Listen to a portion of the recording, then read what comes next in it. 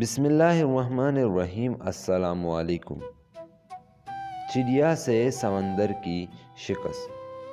خواتین و حضرات، ایک سمندر کے کنارے ایک درخت تھا جس پہ چڑیا کا گھونسلہ تھا۔ ایک دن تیز ہوا چلی تو چڑیا کا بچہ سمندر میں گر گیا۔ چڑیا بچے کو نکالنے لگی تو اس کے پر گیلے ہو جاتے اور وہ لڑکھڑا جاتی۔ اس نے سمندر سے کہا، اپنی لہر سے میرا بچہ باہر پھینک دے، مگر سمندر نہ مانا۔ چڑیا بولی، دیکھ میں تیرا سارا پانی پی جاؤں گی، تجھے ریگستان بنا دوں گی۔ سمندر اپنے غرور میں گرجا کہ اے چڑیا، میں چاہوں تو ساری دنیا کو غرق کر دوں تو میرا کیا بگاڑ سکتا ہے؟ چڑیا یہ سنا تو بولی، چل پھر خشک ہونے کو تیار ہو جا۔ اسی کے ساتھ اس نے ایک گھونٹ بھرا اور اڑ کے درخت پہ بیٹھی۔ پھر آئی، گھونٹ بھرا اور پھر درخت پہ بیٹھی۔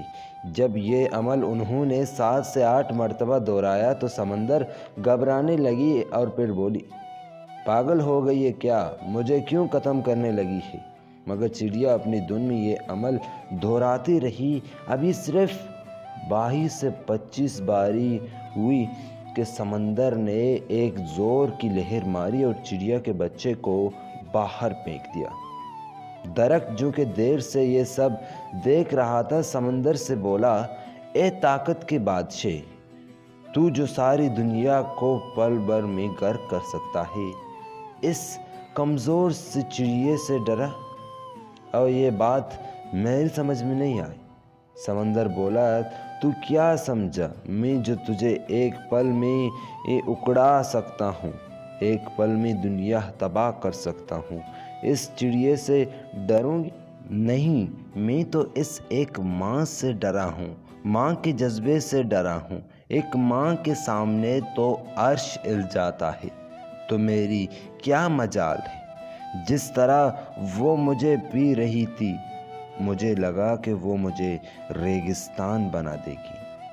خواتین و حضرات، والدین وہ ہستی ہیں جو اپنے بچے کے لیے سمندر کو ریگستان اور ریگستان کو سمندر کر سکتے ہیں، ان کے لیے کوشش کر سکتے ہیں۔